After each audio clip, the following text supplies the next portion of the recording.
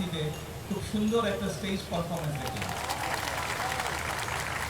এবং আমি বসে বসে চিন্তা করছিলাম এরপরে কোনো রাষ্ট্রীয় অনুষ্ঠানে আমি স্বরাষ্ট্রমন্ত্রী সাহেবকে অনুরোধ করব, এখানে কালচারাল মিনিস্ট্রি নেই, আমি সেটা বলে দিব যাতে আনসার বিজেপি আপনারা যারা সাংস্কৃতিক দল আপনাদেরকে যেন সেখানে সুযোগ দেওয়া হয়।